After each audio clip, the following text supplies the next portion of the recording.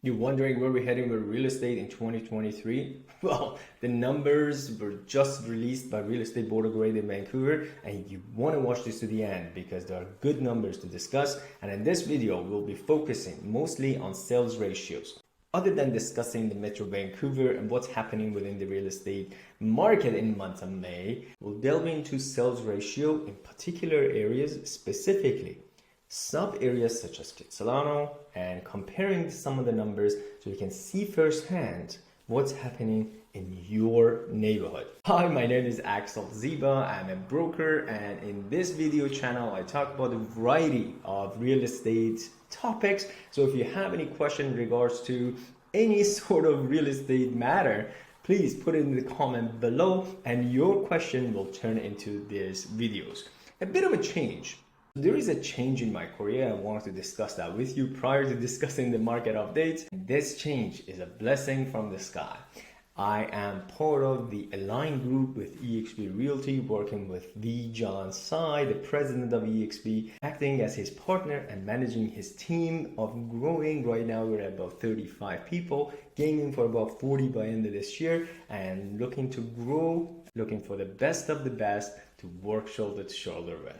For that reason, my real estate channel, Sincere Real Estate Chat, although I'm talking about the variety of real estate topics, it might gear toward agents and their issues on their daily basis and how to deal with transactions. So if you're curious and you're a client, and if you are a prospect out there that is a real estate enthusiast looking to get your license or need to know an in-depth information about real estate, then this channel is certainly for you.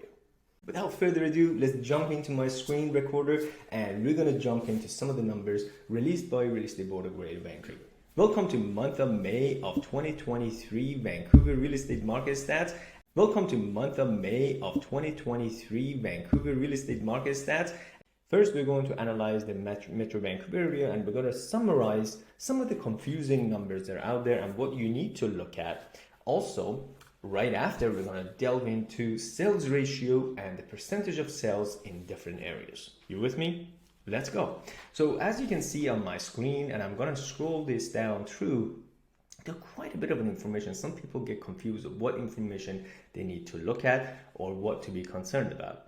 To begin with, let's analyze some of the information that is out there. And first and most is number of sales, which is important to compare the year to date from last year activities. And that's pretty much what you need to look for is the numbers right here. So what is telling us that 15.7% has been increased in sales volume. And that makes sense because if you remember in 2022 and May of 2022, the sales started going down because of the government interference, and Bank of Canada keep jumping up the interest rate. So it really tumbled the market up until February of this year. So from here until about February of 2024, we will witness that the sales percentages compared to last year are increasing. The next information that you gotta have your eyes on is this one right here. So what you can see in here is the number of inventory that is decreased. So practically we are lacking inventory. And that is one of the reasons the market is so hot, because there is no inventory, there are pool of buyers, they're fighting over it. So compared to last year, there's 11.5% less inventory. The next information that it's really good to have is sales ratio. Now, if you've watched my other videos, you would know from 0 to 11% for a sustained period of time, it would be a buyer's market. From 12% to 20% for a sustained period of time, that's a balanced market. And funny enough, we're not seeing much of a balanced market in Vancouver. It's either too hot or it's too slow. And anything from 21% above, that indicates a seller's market. Now, what you can see on my screen right here, the overall numbers.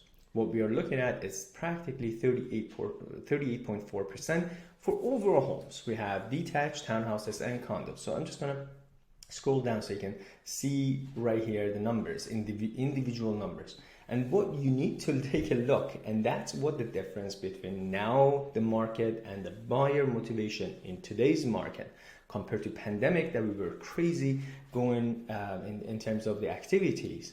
It's this right here. We are 28.5% in terms of detached homes, 45% for townhouses, and 45.5% for condominiums. The next number that you always are curious at, whether you are a buyer or a homeowner, you can scroll down to where the home price index of a composite benchmark value is in Metro Vancouver. And that's for every home. That includes detached home, condos, and townhouses. That is 1,188,000.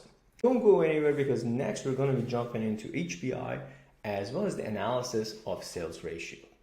Now we are at the SnapStat sales ratio report, and that is my favorite report, and I've been using this for whether I'm dealing with buyers and sellers. And what you need to understand is the percentage of a certain areas to the right side and the dollar amount for that particular area that we're looking at. For instance, in Vancouver Downtown, we consist of Cole Harbour, Downtown, West End, and Yaletown. Each one of them, they have percentages, as you can see right here.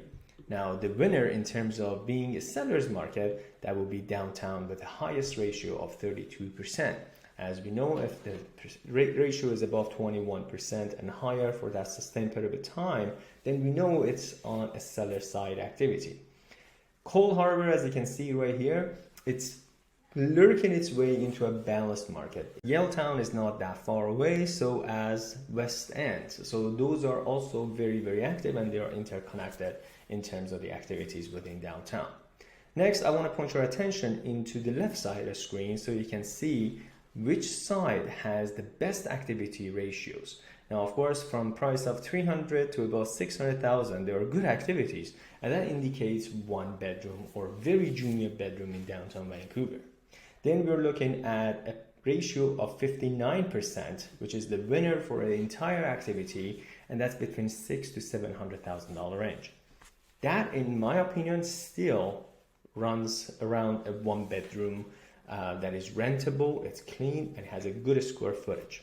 As you can witness right here, if the price is going above 1.25, then we're lurking toward the buyer's market. However, there is a little bit of a fluke right here at 31% for this price range.